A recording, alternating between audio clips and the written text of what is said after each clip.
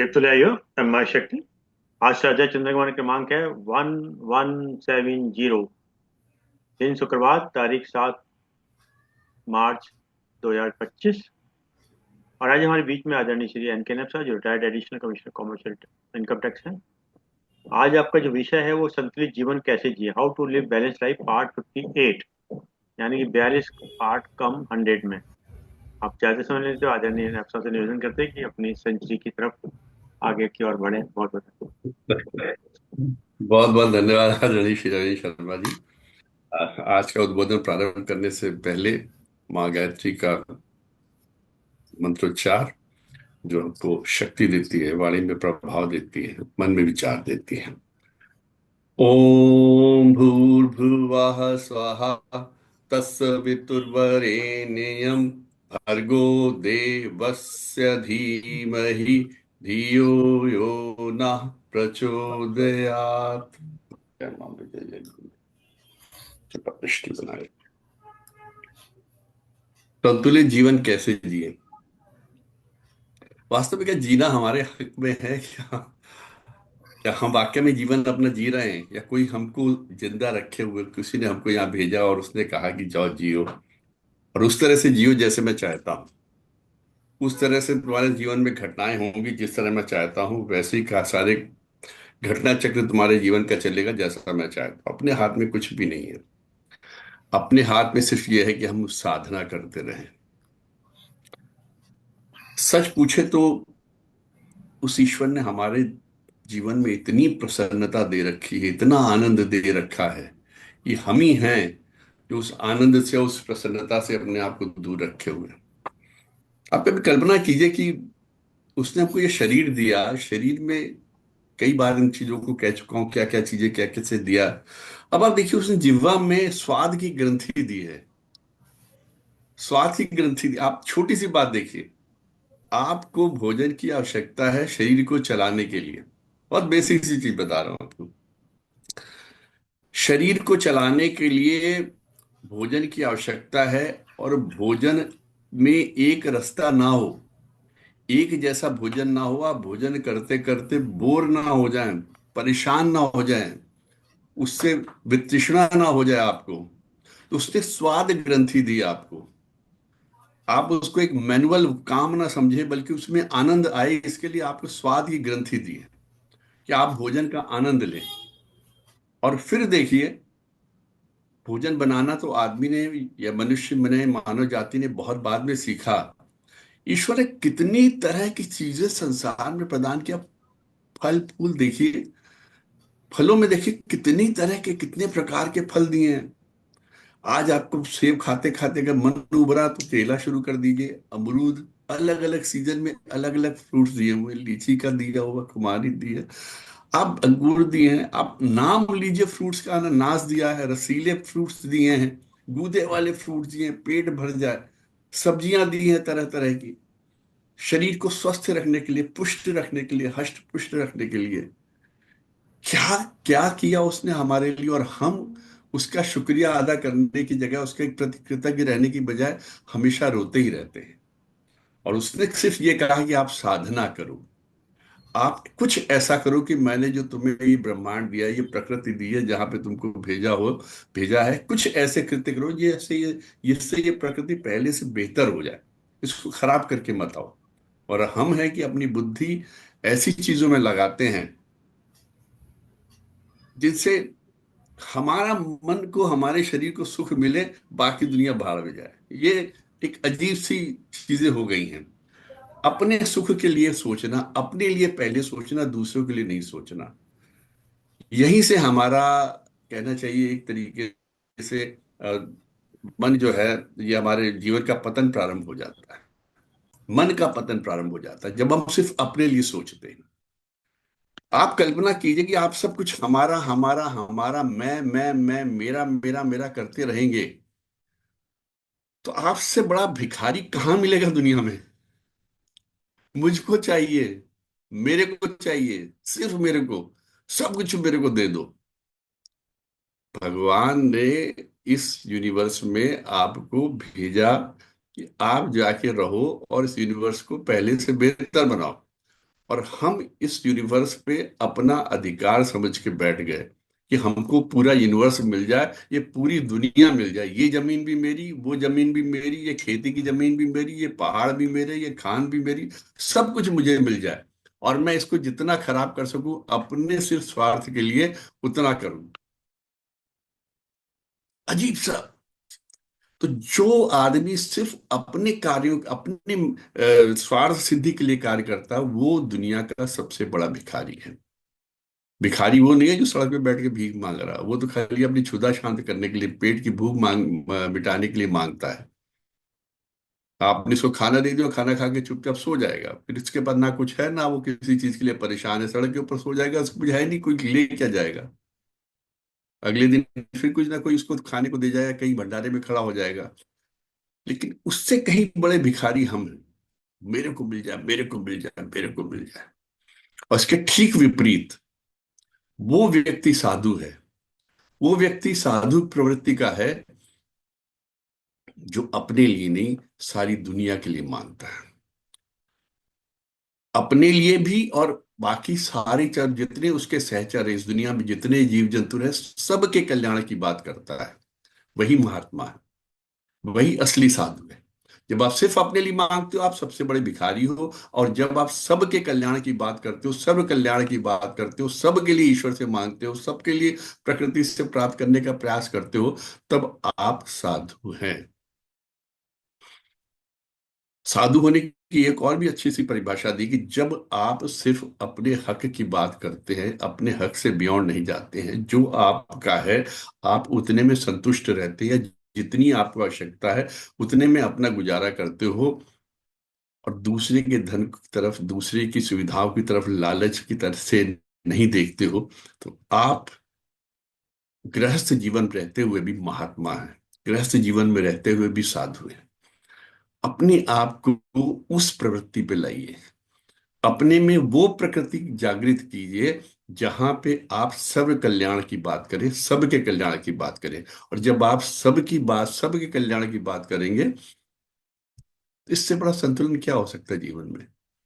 जब आप सिर्फ अपने कल्याण की बात करेंगे, बड़ा असंतुलन जीवन में भी आएगा और आपके आसपास के जो वातावरण उसमें भी असंतुलन आएगा। आप किसी कार्यालय में काम कर रहे हैं, आप किसी व्यापार जगत में काम कर रहे हैं, अगर सिर्फ आप अपनी बात सोचेंगे तो असंतुलित बात होगी। लेकिन जब आप सबके बात के, सबके बारे में बात सोचेंगे, तब आप जीवन में संतुलित लाएंगे, उस वातावरण में भी संतुलन लाएंगे, वहां के माहौल में भी संतुलन लेके आएंगे।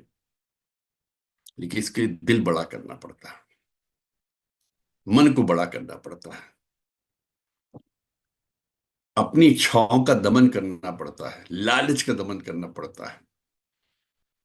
और ये लालच का दमन करना अर्थात अंदर के रावण का दमन करना, अंदर के अहंकार का दमन करना। हर चीज मेरी है, हर चीज मेरे को मिल जाए, ये बहुत बड़ा अहंकार है, बहुत बड़ा लालच है।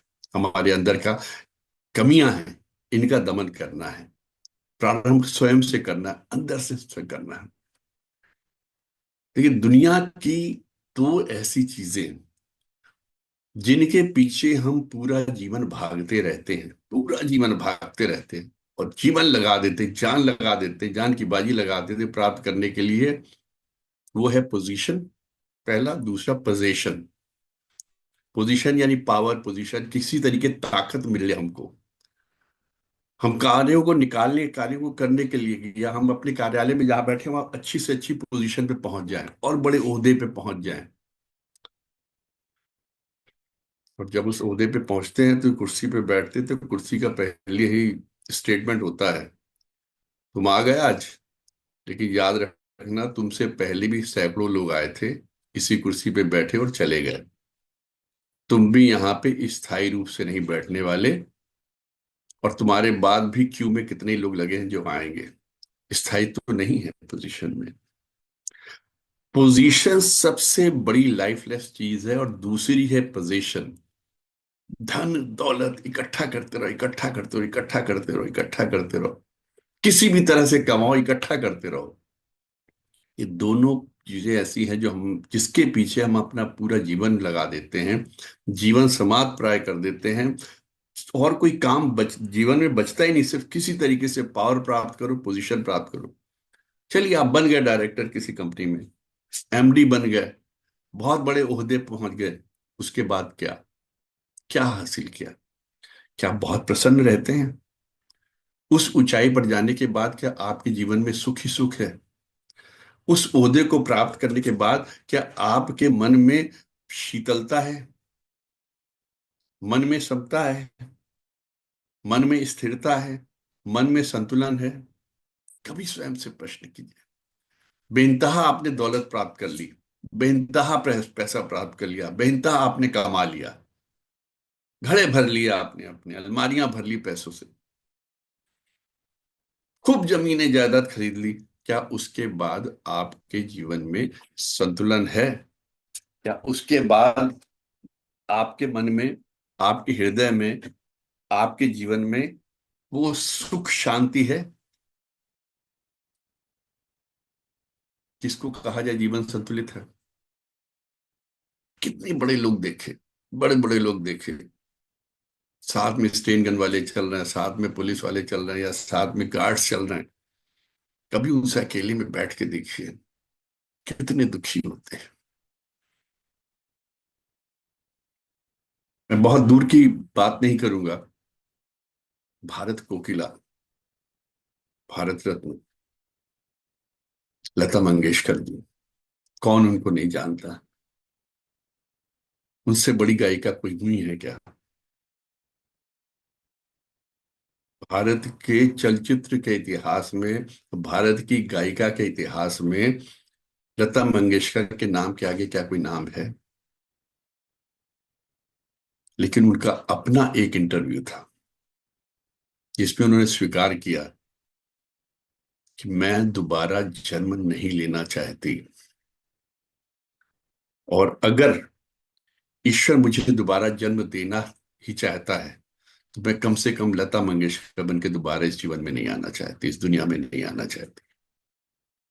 मुझे लता मंगेशकर नहीं बनना। वो अपने उस, जो एक बहुत विशाल उनका व्यक्तित्व था, गायकी के क्षेत्र में इतना बड़ा स्थान था, वो उससे भी संतुष्ट नहीं थी। कल्पना की, कितने लोग हैं जो लता मंगेशकर के गीतों को गा गा कर, सीख सीख कर बड़े हुए, और कोशिश करते कि कहीं उनके जैसे, उनके लेवल या उनको छूते हुए वो जिस ऊंचाई पे वो हैं, उस सीढ़ी की पहली सीढ़ी तक पहुंचकर भी गायकी में अपने सुधार कर लें, उस लेवल तक अपनी गायकी को ले आए, पहली सीढ़ी तक। और वो जो अंतिम छोर पे खड़ी थी, वो कह रही थी मैं कभी लता मंगेशकर बन के नहीं आना चाहूंगी। आना भी चाहूंगी तो कहीं एक छोटे से घर में, छोटे से परिवार के साथ, सुख के साथ रहना चाहूंगी, शांति के साथ रहना चाहूंगी। मुझे ये जीवन पसंद नहीं था। मुझे जीवन में अपने कष्ट थे, वो कष्टों के बारे में उन्होंने कभी जिक्र नहीं किया उस इंटरव्यू पे। मैंने खुद उस इंटरव्यू को देखा है। तो आप खुद सोचिए, क्या रखा क्या है जीवन में? अंत क्या है? आपने खूब कमा लिया, खूब कमा लिया, खूब धन कमा लीजिए, आपकी जरूरतें जितनी आपने कमा लिया, आपको मकान चाहिए मकान ले लिया, आपको दुकान चाहिए दुकान ले लिया, आपको गाड़ी चाहिए गाड़ी ले ली, और बड़ी गाड़ी चाहिए और ले लीजिए, बच्चों के लिए अलग गाड़ी चाहिए वो भी ले ली, अपने लिए एक अल्टरनेट गाड़ी चाहिए वो भी ले लीजिए। उसके बाद, उसके बाद धन का क्या होगा? एक अलमारी के अंदर खाली तहे तो लगानी है ना, एक के ऊपर एक गड्डियां रखनी है ना, बैंकों के बैलेंस ही तो बढ़ने हैं ना। लेकिन उसको कमाने के लिए जितना कष्ट आपने सहा, जो बर्दाश्त किया, जो भी तिकड़म में लगाई, क्या उससे जीवन में कुछ संतुलन आ पाया? क्या उससे सुख और शांति मिल पाई? सुख और शांति साधना से मिलती है, साधन से नहीं मिलती। जब आप ईश्वर की साधना करते हैं, अक्सर लोग कहते हैं कि सारा कुछ तो हमने किया, सारी मेहनत हम करते हैं, ताकत हम लगाते हैं, जीवन में जूझते हम हैं, हम इसका उपभोग करें, हम इसका आनंद उठाएं, वही तृप्ति है। साधना क्या होता है? ये ईश्वर थोड़ी देता, हमने लिया।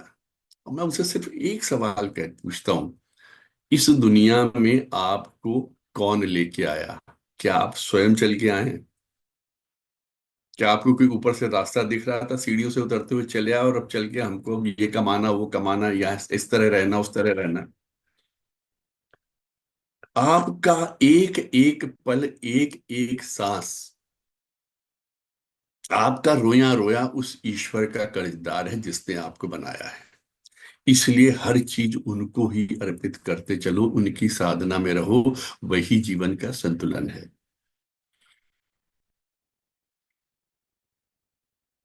जीवन में क्या है? आपकी क्या आवश्यकता है? पहली आवश्यकता क्या है? सबसे पहली आवश्यकता जो अभी बैठे बैठे हम लोग कर रहे हैं, सांस अंदर लेना, सांस बाहर छोड़ना। कल्पना कीजिए ये सांस लेना एकदम से मुमकिन, मतलब मुमकिन ना हो, नामुमकिन हो जाए, ऑक्सीजन गायब हो जाए, हम सांस ना ले पाए, या कुछ इस तरीके से कोई गैसेस आ जाए। जैसे आपको याद है भोपाल में गैस त्रासदी हुई थी, कई बार आसपास की कई इंडस्ट्रियल एरिया में अमोनिया गैसेस लीकेज हो जाती हैं, तो कितनी परेशानी होती है, लोग सांस नहीं ले पाते, खासते हुए किसी हॉस्पिटल में जाके ऑक्सीजन लगवानी पड़ती है।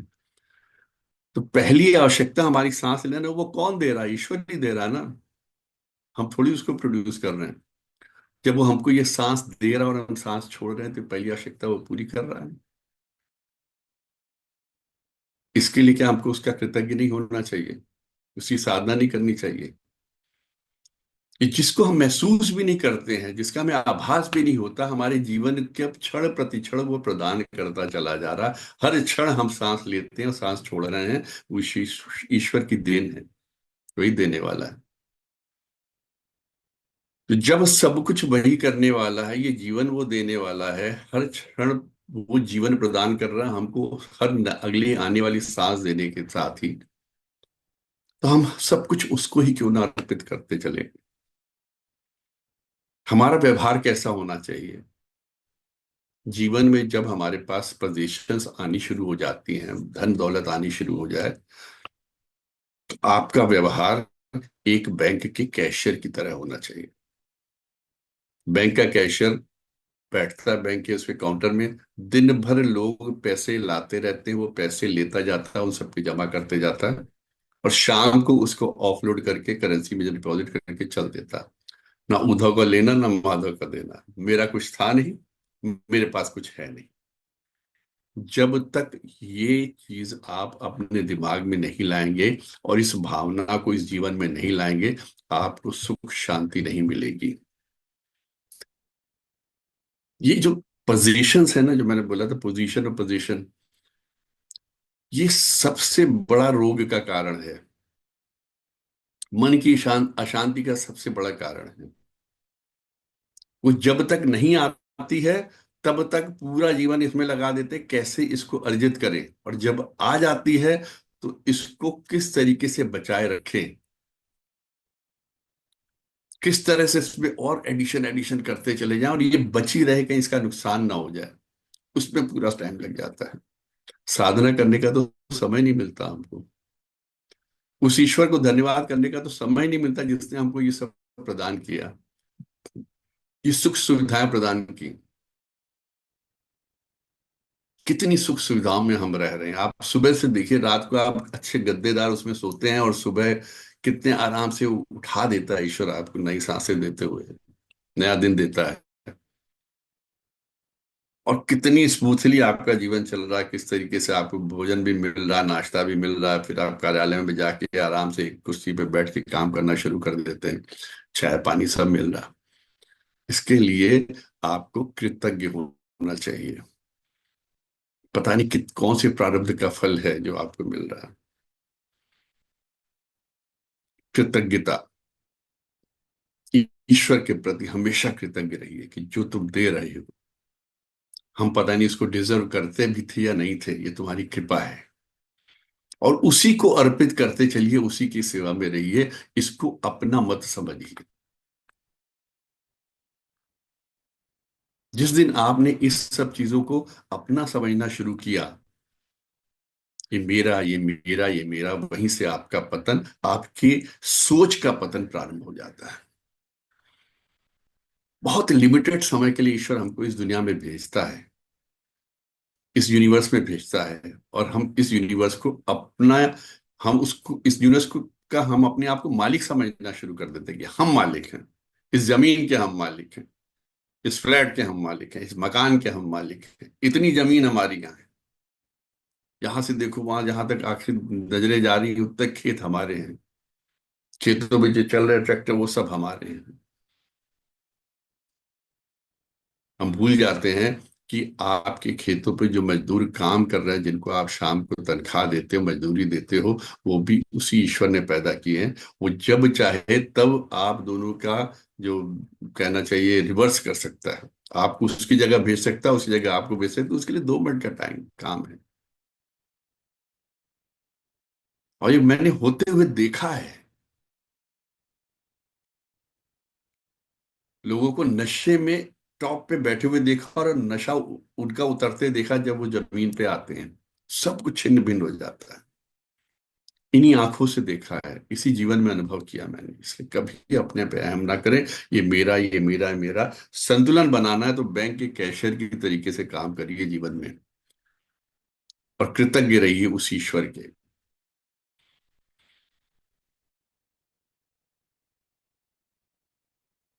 आपको एक जीवन में जो ऑनेस्टी, इंटीग्रिटी, कैरेक्टर, ये बहुत आवश्यक है। आप जीवन के हर नियम के प्रति ईमानदार रहिए। अपनी कही हुई बातों की से क्रेडिबिलिटी बनानी है, तो आपको अपनी बातों की क्रेडिबिलिटी बनाने के लिए ईमानदार बने रहना पड़ेगा। सत्यनिष्ठा का पालन करिए, सच्चे इंसान बनने का प्रयास कीजिए, सच से मत डिगे। कितना भी बड़ा लालच आ जाए, कितना भी बड़ा प्रलोभन सामने आ जाए, लोभ आ जाए, मोह आ जाए सामने, सत्यनिष्ठा से मत डिगिएगा, ईमानदारी से। कभी बेईमानी करके किसी चीज को मत कहिए कि ये हमारी है। इसमें एक 1984 की एक घटना है, सत्य घटना है, ये न्यूयॉर्क की घटना है। वहां पे एक पुलिस ऑफिसर था, नाम था उसका रॉबर्ट कनिगम। उस रॉबर्ट एक रेस्टोरेंट में डेली जाता था, वहां पे भोजन करता था, अकेला रहता था। डेली वहां पे पिज्जा विज्जा जैसे भी जो भी उसकी इच्छा होती थी खाता था। तो वहां पर वेटर्स को वो टिप देता था। तो क्योंकि उसके डेली वहां जाना, रोजाना वहां जाना होता था, तो वहां पे एक वेट्रेस थी, नाम था उसका फिलिस था, फिलिस लेडी का नाम था। ये एक्चुअल घटना जो मैं बता रहा हूँ 1984 की है, और इसके ऊपर एक मूवी बनी है जिसका नाम है it could happen to you. इस सत्य घटना पे बनी है। वो पुलिस ऑफिसर डेली उस पे रेस्टोरेंट में जाता था, रोज भोजन करता था और रोज टिप देता था। आपको आइडिया होगा या ना हो कि अमेरिका में टिप देने की प्रथा बहुत है। आप टैक्सी से भी उतरेंगे, आपको टिप देने की वहां पड़ जाती है। आप अगर एयरपोर्ट से उतरे हैं, आपको अगर कोई वहां पे उसमें व्हील चेयर पे लेके जा रहा था, उतरेंगे तो उस पे आपको टिप देनी है। एक प्रचलन है वहां का, हर जगह का अपना अपना प्रचलन होता है। तो डेली उसको टिप देता था। एक दिन शाम को जब वो भोजन करके उठा और उसे अपना पर्स देखा, तो देखा उसके पास टिप देने के लिए पैसे नहीं थे। तो उसका उस फेलिस से काफी आत्मीयता हो गई थी, इतने सालों से आ रहा था उसके पास। तो उस वेट्रेस के साथ उसके एक पर्सनल जैसे बॉन्ड हो जाता है ना। तो उसने कहा, sister, sorry today I don't have the money for your tip. बहन, आज मेरे पास तो मेरे को देने के लिए टिप नहीं है। तो उसने कहा, कोई बात नहीं, आप रोज आते हो, रोज हमारे रेस्टोरेंट में आते हो, रोज आप टिप देते हो, एक दिन नहीं भी दी तो क्या हुआ, क्या फर्क पड़ता है। तो सडनली उसने कहा कि चलो कोई बात नहीं, मैंने आज एक लॉटरी खरीदी है, मैं तुमसे वादा करता हूं कि अगर ये लॉटरी मेरी निकल गई तो इसका आधा धन मैं तुमको दूंगा। हंसी हंसी में बात कही गई, ये आधा धन मैं तुम्हारे साथ शेयर करूंगा। बात आई कि उसने भी हंसते हुए कहा, उसने भी हंसते हुए इसको टाल गई कि ये तो मजाक कर रहा है, बात खत्म हो गई। As the luck would have it, ईश्वर की जैसी मर्जी, एक दिन अखबार में से जब लॉटरी का रिजल्ट निकला तो $6 मिलियन, एग्जैक्ट अमाउंट है $6 मिलियन, यानी कि $60 लाख का इनाम रॉबर्ट का निकला। लॉटरी का इनाम निकला। वो 1 अप्रैल की डेट थी। उसने फिलिस को फोन किया और कहा कि सिस्टर, मेरा इनाम निकल आया है, 6 बिलियन डॉलर मेरे को मिले हैं, अब 3 मिलियन डॉलर मैं तुमको दूंगा। वो ने कहा कि 1 अप्रैल को फोन करा, ये अप्रैल फूल बना रहा है मुझे, और कुछ नहीं है, जस्ट मैं एक हंसी मजाक की चल रही है।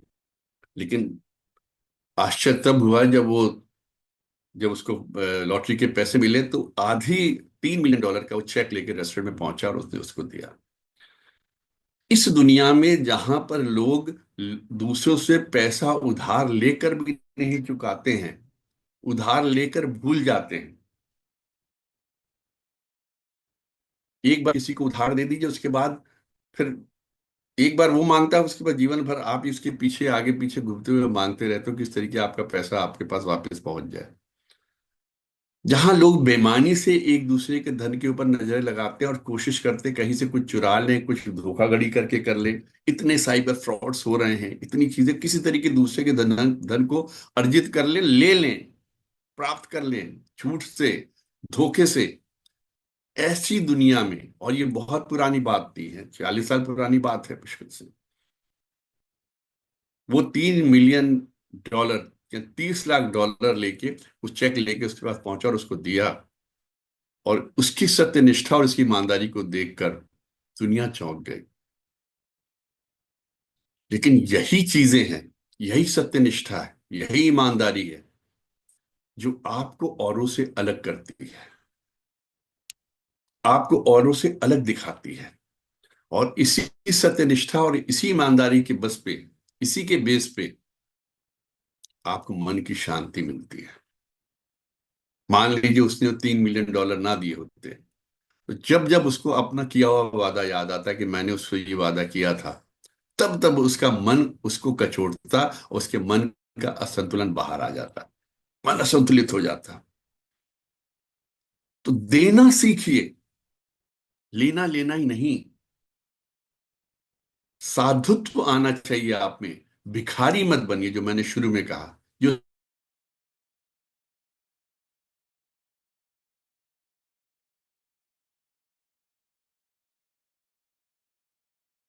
है, और जो इतने बड़े चरित्र को जीता है, इतनी बड़ी ईमानदारी को जीता है, इतनी बड़ी सत्यनिष्ठा को जीता है, उससे बड़ा साधु कौन हो सकता है। तो ईमानदारी रखना, सत्यनिष्ठा रखना, इंटीग्रिटी कायम रखना, अपनी बात पे डटे रहना, अपनी बात पर कायम रहना, बात को निभाना, ये जीवन को संतुलन प्रदान करते हैं, मानसिक संतुलन प्रदान करते हैं। अगर आपने कभी किसी के साथ धोखा किया, ये तो लॉटरी की बात थी, अगर आपने किसी का पैसा लिया और उसको नहीं दिया, वो पैसा किस तरह निकलेगा, किस तरह से वो आपको चुकाना पड़ेगा, क्योंकि तो कर्म है। कर्म की बात अभी कल भी एक के उद्बोधन में भी बात हो रही थी। कर्म है, निष्काम भाव से कर्म करना चाहिए।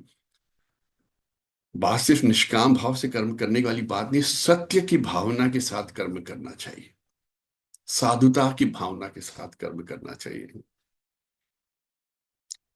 हम ऐसा कोई कर्म ना करें जिसके लिए हमें बाद में पछतावा हो, पछताना पड़े।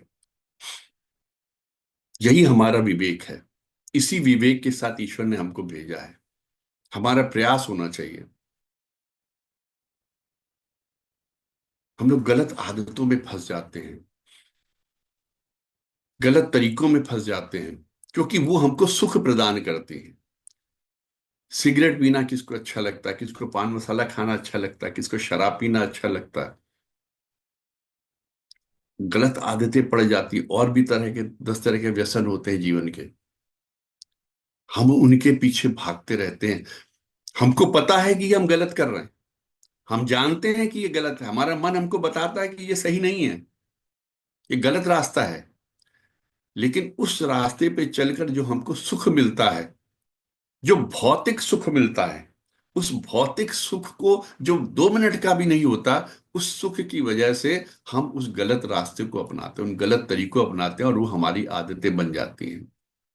और वो आदतें ही बाद में हमारा चरित्र बन जाता है, और वो चरित्र ही हमारा भाग्य बन जाता है। और वो भाग्य हमेशा हमें ऐसे ही आदतों से बना हुआ हमारा चरित्र और हमारा भाग्य हमको पतन की ओर ही ले जाएगा। इसलिए जब आपका मन कहता है ये आप गलत कर रहे हो, ये गलत काम नहीं करना, तो मन को मजबूत कीजिए और उस गलत काम से विरत रहिए। आप सोचिए, आपने अगर चीनी समझ कर अगर कहीं आपने एक डब्बे में हाथ डाला और ले लिया, उसको खाने लगे चीनी को, और आपको समझ में आया ये चीनी है तो नमक है, आप फेंक दोगे ना। आप उस गलत रास्ते को भी वही समझिए कि जिसको आप सुख की बात समझ रहे हो वो वास्तव में सुख नहीं है, आपको कर्मों को खराब कर रहा है, आपके भविष्य को खराब कर रहा है। आपको एक एक कर्म का हिसाब देना पड़ेगा। आप बच नहीं सकते अपने, आपने किसी भी कर्म से बच नहीं सकते। हर एक्शन का रिएक्शन होता है, समय लग सकता है, लेकिन जब वो सामने आता है तब समझ में आता है, अरे उस वक्त अगर हम संभल गए होते तो आज ये दिन नहीं देखना पड़ता। मैं तो कहता हूं किसी को आप कड़े शब्दों में भी कुछ मत कहिए, किसी को डांटिए भी नहीं, किसी के मन को मत कचोटिए, किसी को बुरी लगने वाली बातें मत कहिए। आदत होती है हम लोग को कई बार घर में, परिवार में, रिश्तेदारी में दूसरे को नीचा दिखाने के लिए हम कटुता वाली बात करते हैं, कटु वचन कहते हैं, किसी को महसूस कराने के लिए, एहसास कराने के लिए कि हम तुमसे नफरत करते हैं, या हम तुमसे बड़े हैं, या हम तुम्हारी परवाह नहीं करते, या हम तुमको कुछ नहीं समझते। जब ये कटु वचन वापस आते हैं जीवन में, जब हमको भोगने पड़ते हैं, तब समझ में आता है कि हमने क्या किया था। इसलिए कभी ये काम मत करिए। अपनी वाणी पे संतुलन रखिए,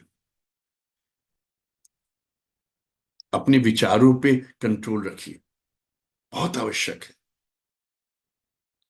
कहते हैं ना, हम लोग को शांत रहना चाहिए, चुप रहना चाहिए। जरूरी है कि हम हर चीज के लिए बोले, बोलने का मतलब कोई ठेका हम ही नहीं ले रखा है क्या? हर बात पे बोलना है हमको क्या? कुछ लोग सिर्फ अपनी एग्जिस्टेंस को बताने के लिए कि मैं उपस्थित हूं, मैं भी इस महफिल में बैठा हूं, मैं भी इस गोष्ठी में हूं, ये बताने के लिए कुछ भी बोल देंगे। सिर्फ बोलने के लिए बोलना आपके स्तर को गिराता है। विद्वानों ने कहा है हमको कब नहीं बोलना चाहिए या कब हमको साइलेंट रहना चाहिए,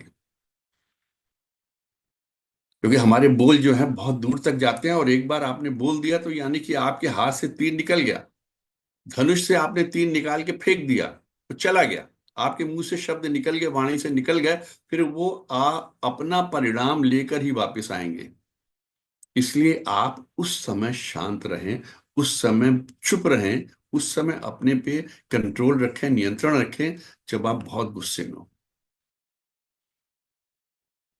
जब आप हीट ऑफ एंगर में हो ना, किसी पे बहुत क्रोध आ रहा हो, या घर पे कुछ झगड़ा हो गया हो, कुछ बात हो गई, या किसी चीज से आप बहुत ज्यादा इरिटेटेड हैं,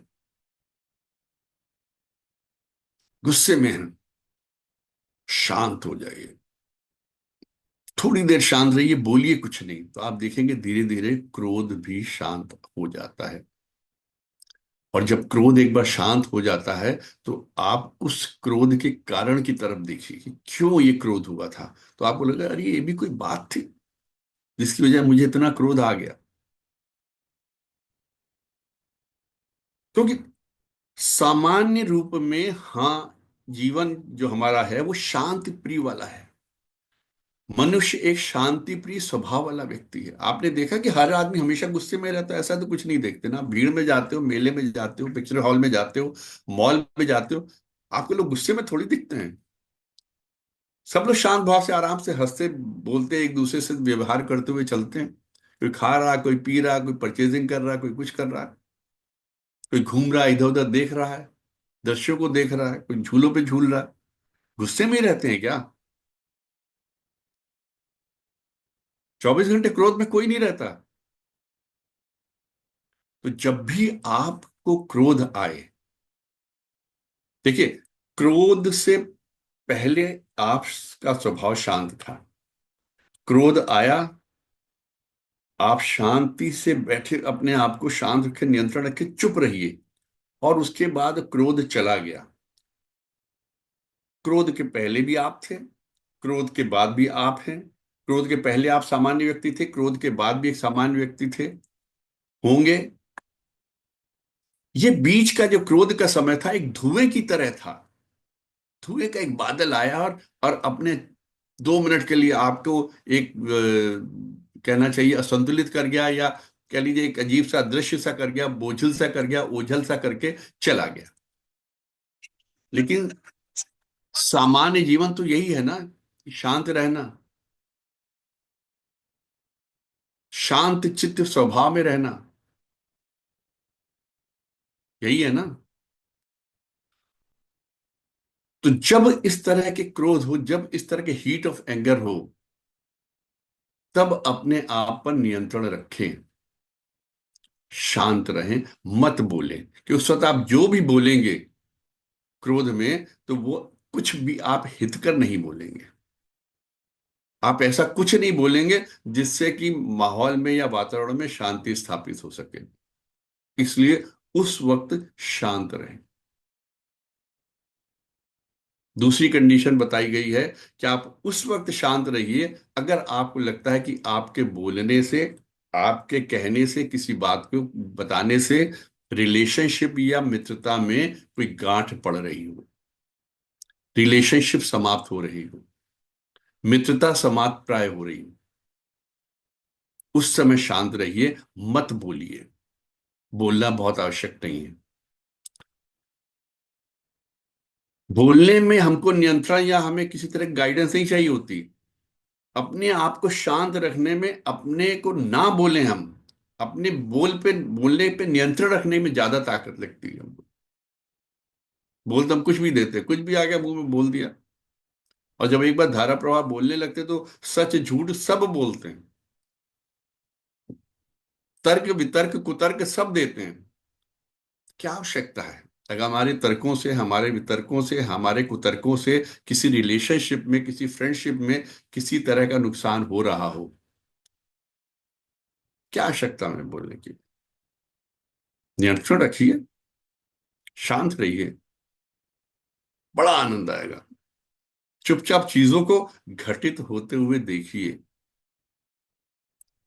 घटनाएं कैसे चल रही हैं, सिर्फ उनको होते हुए देखिए कि कैसे हो रहा है। और हमारे शांत रहने से चीजें कितनी सुलभ हो गई अपने लिए। कैसे हमारी रिलेशनशिप सेव हो गई, बच गई। कैसे हमारी मित्रता बच गई, हमारे रिश्ते निभ गए शांत रहने से।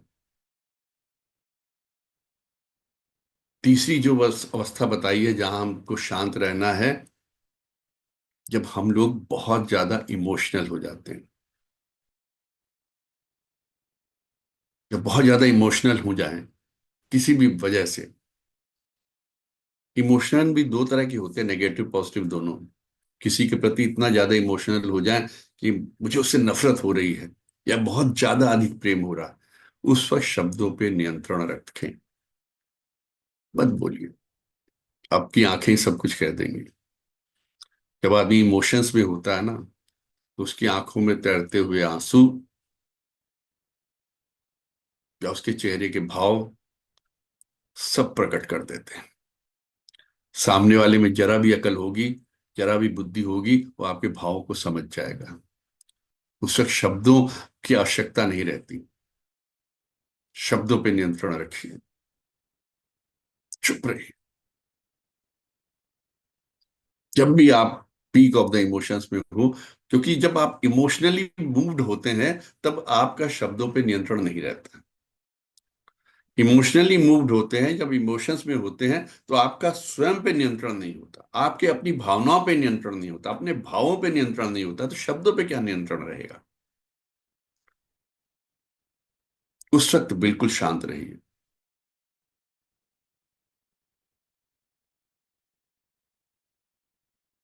नेक्स्ट जो बताया गया है, उस वक्त शांत रहिए अगर आपको लगता है कि आपके बोलने से कोई बॉन्ड टूट रहा हो। बॉन्ड मतलब किसी के साथ आपका जो बंधन है,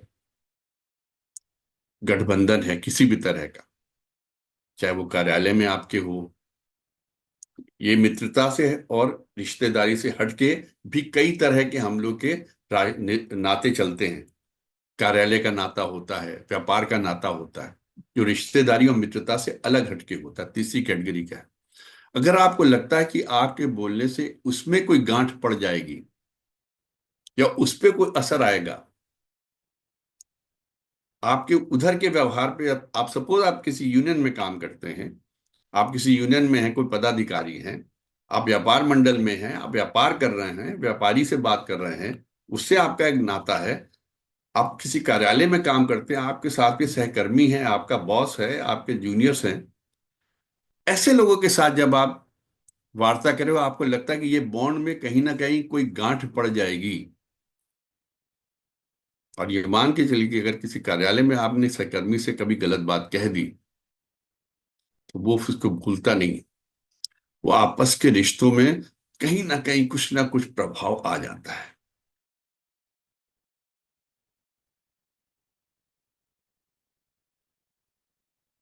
अच्छा खासा प्रभाव रहता है।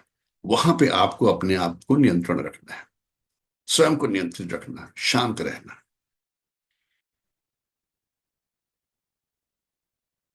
अगली कंडीशन बताई गई, जब हमको पूरी कथा ना पता हो, पूरी बात ना पता हो, वहां पर भी अपनी जुबान पे नियंत्रण रखें।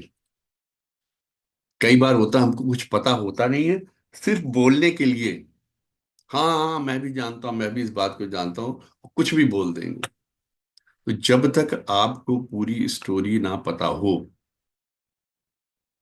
जब तक आपको पूरा कथानक ना पता हो, पूरा घटना चक्र ना पता हो, आप अपने विचार प्रकट मत करिए, अपने इमोशंस को प्रकट मत करिए, मत कहिए बातों को जब तक आपको पूरी बात ना पता हो। इसमें मुझे एक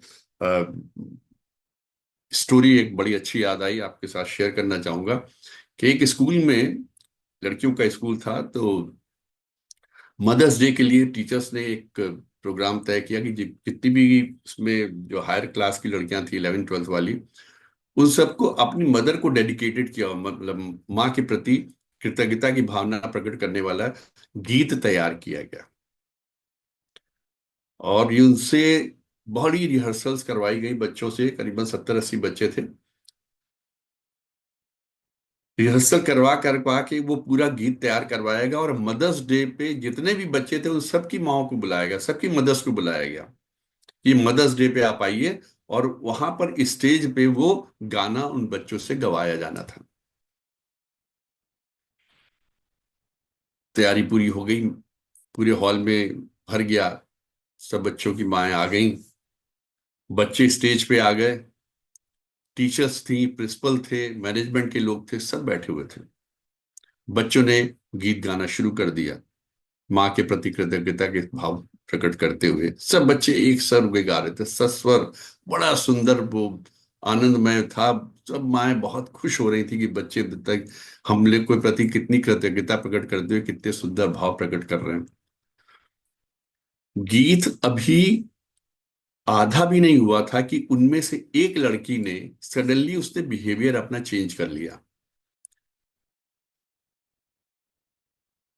वो अलग से कुछ इशारे करने लगी, और हाव भाव उसके डिफरेंट हो गए, तरह तरह के इशारे करके और इधर उधर हाथ पर चला के, वो जैसे किसी कुछ मतलब अलग से, जितने बच्चे थे, 70 बच्चे थे, 70 में से एक बच्चा अलग से कुछ व्यवहार करने लगे, तो पूरा सिंक्रोनाइजेशन टूट जाता है।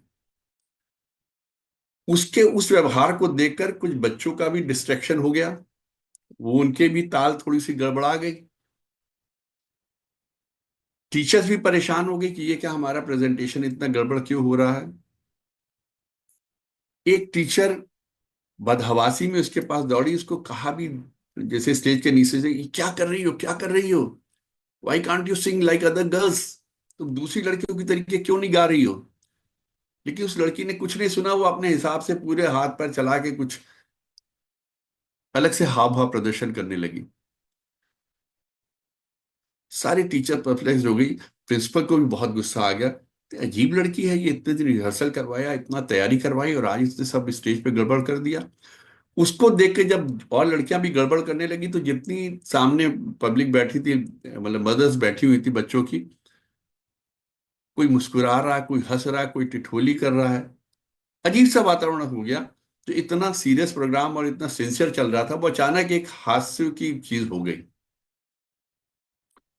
प्रिंसिपल ने टीचर से कहा, इस लड़की को एक्सपेल कर दीजिए, स्कूल से निकाल दीजिए। टीचर भी कुछ क्या कहे क्या ना कहे, बच्ची पढ़ने में अच्छी थी, इंटेलिजेंट बच्ची थी, और पूरी तैयारी की थी उसने सब गीत को गाने के लिए। टीचर बहुत, वो भी गुस्से में थी और प्रिंसिपल बहुत ज्यादा गुस्से में थे। खैर, जब गीत समाप्त हो गया तो टीचर उसके पास गई, लड़की को बुलाया, स्टेज से नीचे उतारा और कहा, तुमने सबका गाना खराब कर दिया, तुम ये सब क्या कर रही थी? तो उसने कहा कि मैं अपनी मां के लिए गा रही थी। और इसमें देखा कि बाकी मदर्स जो थी वो तो अपना थोड़ा, कोई हंसी ठिठोली हो रही है, थोड़ा हास्यास्पद जैसे उपहास टाइप के भी हो रहा था, तालियां भी बज रही थी। लेकिन उसकी जो माँ थी वो जोर जोर से तालियां पीट रही थी कि जैसे उसको बहुत आनंद आ गया हो उस गीत से। टीचर ने कहा, ये कौन सा तरीका था तुम्हारा, तुमने पूरा गीत क्यों गड़बड़ा दिया? कहती, मैं अपनी माँ को कन्वे कर रही थी जो गीत के भाव थे, जो गीत के बोल थे। लेकिन जब तुमको सिखाया गया था उस तरीके से क्यों नहीं कन्वे किया? कहती, मेरी माँ ना बोल सकती है ना सुन सकती है, इसलिए मैं उसको साइन लैंग्वेज से बता रही थी गीत के बोल क्या हैं और मेरे मन में उसके प्रति क्या भावना है। जैसे ही ये बात सुनी, पूरे हॉल में सन्नाटा छा गया। टीचर्स की आंखों से आंसू निकलने लगे।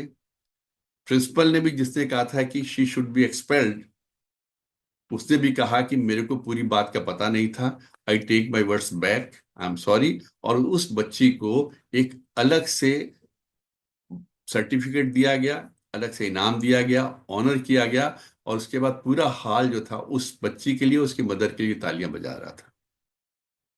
तो जब तक हमको पूरी चीजों का ज्ञान नहीं होता, पूरी चीजों का पता नहीं होता, हमको उस अवस्था पे नहीं बोलना चाहिए। बाद में रिग्रेट करना पड़ता है, बाद में हमको उस पर सॉरी फील करना पड़ता है। अतः जब तक पूरी तरह बात ना पता हो, नहीं बोलना चाहिए। स्वयं पर नियंत्रण रखें, शांत रहें। तो ये कुछ ऐसी अवस्थाएं थी जहां पर कि हमको शांत रहना चाहिए। एक और भी अवस्था है कि जब हमको लगे कि हम अपनी बात को बिना चिल्लाए प्रकट नहीं कर सकते, चिल्लाना पड़ सकता, अननेसेसरी चिल्लाना पड़ सकता है, वहां पर भी हमको शांत रहना चाहिए। जब हम इस तरीके से स्वयं पे, अपने वाणी पे, अपने ऊपर नियंत्रण रख लेंगे, तो जीवन में तो अपने आप ही संतुलन आ जाएगा। एक बार आपने वाणी पे नियंत्रण कर लिया, अपने बोल, अपने जो बोल रहे हैं उस पर नियंत्रण रख लिया, जो कहना चाह रहे हैं उस पर नियंत्रण रख लिया, फिर संतुलन तो हो ही जाएगा ना। जीवन भी संतुलित, हम भी संतुलित, और ईश्वर भी आपके साथ। समय हो रहा है, 6:50 हो गया है। आपने आप मेरे उद्बोधन को बड़े आनंद से और शांति से सुना। आपका बहुत बहुत धन्यवाद।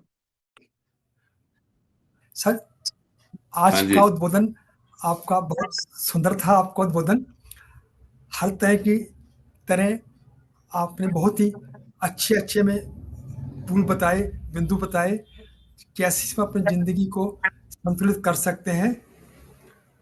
और कम से कम 1 घंटे के लिए हम बाहर भी वो हो गए थे, मस्त हो गए थे। 1 घंटे के लिए तो हमारा संतुलित जीवन हो ही गया, और आगे भी इन चीज़ों का अभ्यास करेंगे जो आपने बताया।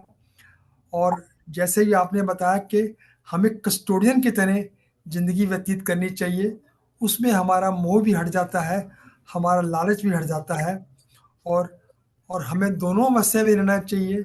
हम हमेशा लेने की कोशिश करते हैं, हमें देने की अवस्था भी, देने के भी सोचना चाहिए, क्योंकि अगर कोई लेता ही लेता रहेगा तो देगा कौन? इसलिए हमें देना भी चाहिए। आपके बहुत बहुत से पॉइंट बताए, बहुत ही सुंदर पॉइंट थे।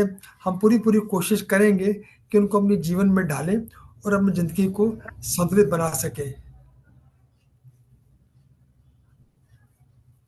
और कोई सर विचार अपना प्रकट करना चाहे तो कर सकते हैं।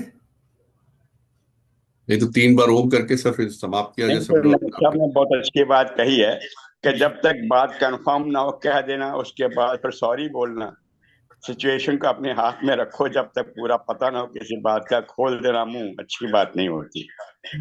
तो बहुत समय से हमको समझाते चले आ रहे हैं और जीवन में तब्दीली आती भी जा रही है। बाकी जो कुछ बता रहे हैं अब सब, इसको हम आगे भी अमल में लाएंगे, ऐसा मेरा मानना है। सर आप तो धन्यवाद। शिक्षक हैं, जीवन भर आपने शिक्षा प्रदान की है, हम तो आप लोगों से सीख रहे हैं सर। आप जब कहते हैं कि हमने कुछ बताया तो थोड़ा सही अजीब बात है, सा बहुत अच्छी आप बता रहे हैं, लगातार बता रहे हैं, कितने एपिसोड हो चल रहे हैं। Sir so nice. Thank you sir. तो आज का विचार कि ये लगातार शरीर काम कर रहा है, ये रक्त अपने आप गति पकड़ रहा है, हृदय धड़क रहा है, सांस चल रहे हैं, पैर चल रहे हैं, कान सुन रहे हैं, आंख झपक रही हैं।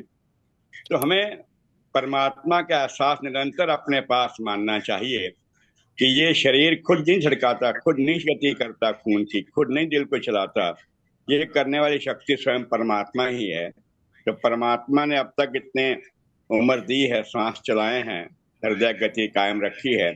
परमात्मा का बार बार शुक्राना करना होगा और इसको हमेशा एहसास करके कि हमारे, चूंकि हरिव्यापक सर्वत्र समाना, सर्वत्र शक्तिमान, सर्वशक्तिमान, सर्वव्यापक परमात्मा ही है, ये सब कुछ कर रहा है, हमारे कर्मों को नोट कर रहा है, पुराने कर्मों गति को भुगतवा रहा है। तो इसका एहसास हमेशा अपने पास रखें कि परमात्मा हमें चारों ओर देख रहा है, अंदर बाहर परमात्मा ही है। हम तो केवल बीच में एक तरह का घड़े बन करके आए हैं। जब घड़ा टूट जाएगा तो परमात्मा और आत्मा दोनों एक जगह से हो जाए, एक साथ मिल जाएंगे।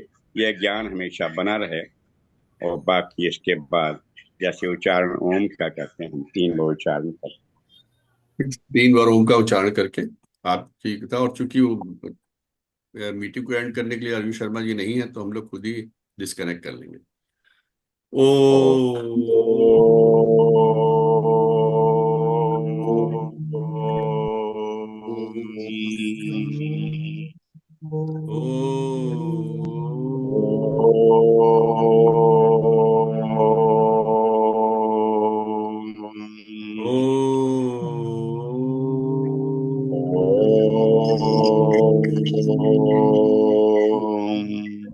शांति शांति शांति। सबको प्रणाम, सबका बहुत बहुत धन्यवाद।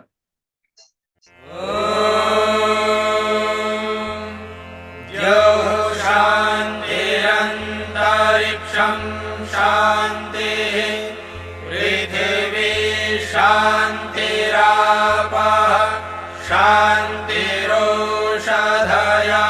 शान्तिः, वनस्पतयः शान्तिर्विश्वे देवाः शान्तिर्ब्रह्म शान्तिः, सर्वं शान्तिः शान्तिरेव शान्तिः, सा मा शान्तिः।